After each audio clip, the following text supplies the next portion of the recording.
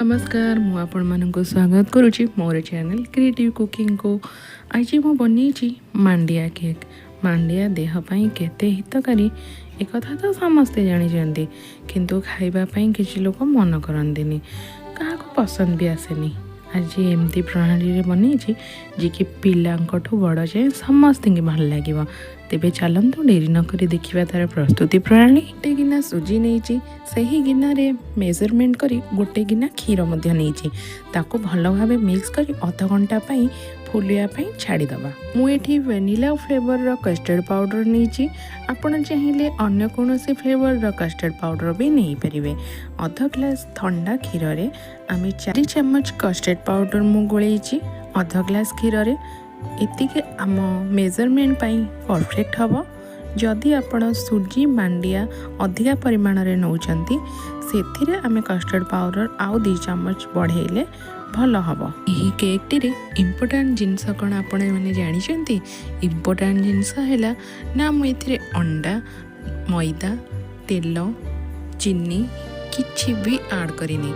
यह सब फुलफुली देहपाई बहुत क्षतिकारक। आपको खाइबा भल नुह। जहाँ भी सब ऐड करी ताहा देहपाई बहुत हितकारी। आपण मैंने आग को देखु जानीपर। क्षीर और कस्टर्ड को मिक्स कर सारा 10 मिनिट ताको फ्रिज रे रखीदबा ठंडा होगापाई। एपटे आम सुजी की देखा जो सुजी की आम क्षीर सहित मिक्स कर रखी ना सी भल भाव फुलीगला। एबे से आउ गोटे गिना मु क्षीर ऐड करुँची कारण मत टिके क्षीर ए कम लगुच। से आम क्षीर मिक्स करी भल भाव घांटी दबा। तापर से गोटे गिना से ही गिनारे मेजरमेंट करी गोटे गिना गुड़ ऐड करुँची और 4टी कदली नहीं। आपड़ चाहिए अधिका कदली भी नहीं पारे। सबको आम भल भाव मिसाई भल भाव ग्राइंड करदबा जोटी किसी बिंडा रही। बिंडा रहा माने केक टी आमर भल हेनी। बिंडा रही जगटा आमर सीझबनी आ केक टी भी भल लगे। आपण मैंने जदि परफेक्ट मेजरमेंट रे केक टी को बनइबे ना देखिए आम जो 4टा जिनस को अवॉइड करी ए केक टी बनइबार प्रयास करिछे से केक टी बहुत भल हम। बस एति करियार अछि परफेक्ट मेजरमेंट देखिकी करिवार अछि। टीर मेन हीरो किए कहले मांडिया। मांडिया रे प्रचुर परिमाण कैल्शियम थाए जोटा पिला मानक पई बहुत भल होता है। समस्त कैल्शियम बहुत दरकार किंतु पिला माने मांडिया खाया को टिके राजी होई न थांती।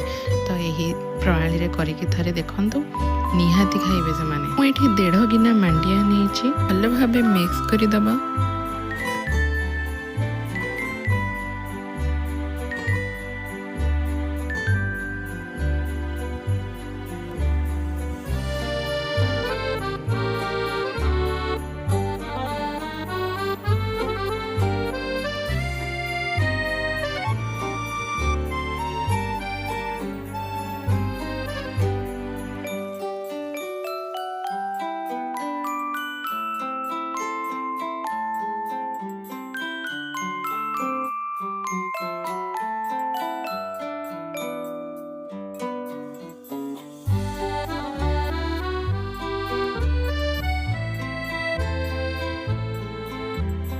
एबे आमे फ्रिज रे रखिथिबा कस्टर्ड टी को बाहर करी मांडिया रे मिक्स करिबा।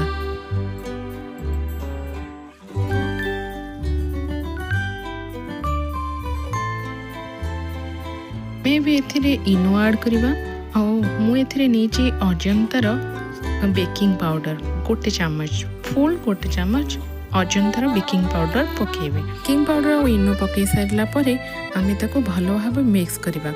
जेमति के बेकिंग पाउडर और इनो 2टा जाक मिक्सर रे भल भाव मिक्स हवा।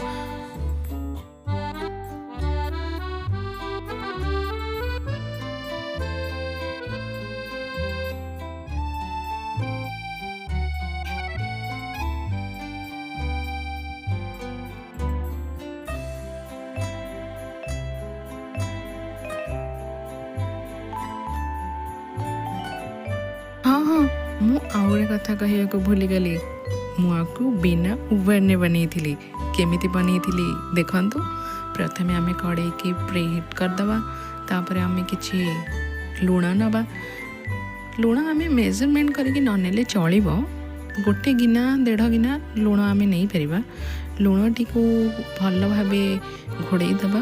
लुण गरम है पर आम से गोटे स्टाण्ड रखा।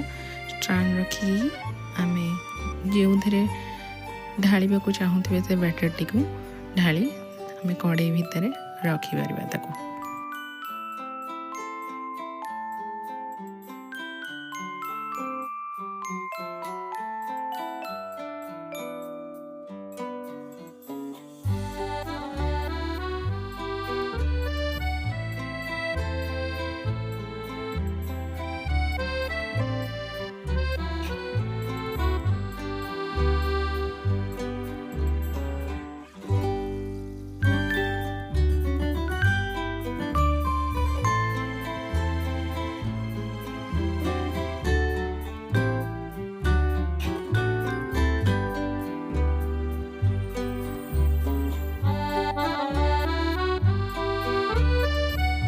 डेकोरेशन पाई आपण माने टूटी फ्रूटी नहीं पारे, चेरी नहीं पारे, काजू नहीं पारे, किसमिस नहीं पारे, आपण को इच्छा अनुसार जहाँ भी नहीं पारे।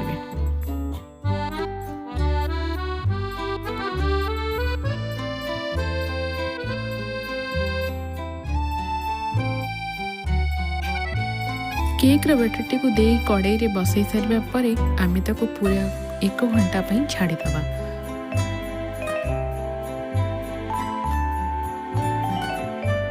गोटे घंटा पर आम घोड़णी काढ़ी केक टी चेक करवा टूथपिक साहाय्य टूथपिक रे जदि किसी न चिपके ताहले आम जानिबा जे आम केक टी भल भाव हो सारा। ताको गैस टी बंद करी ताको बाहर कर दबा। ठंडा हवा को अपेक्षा करवा। ठंडा हो सारा पर ताको गोटे प्लेट को पलटि दबा। मोर प्रस्तुत हो सारी रिजल्ट आपण मानक आगरे। मो रेसिपी आपण मानक जदि भल लगी लाइक शेयर सब्सक्राइब निहाती करेंगे। कमेंट माध्यम निहाती जनइबे मोर रेसिपी आपण मानक किपरि लगी। रहुछि नमस्कार।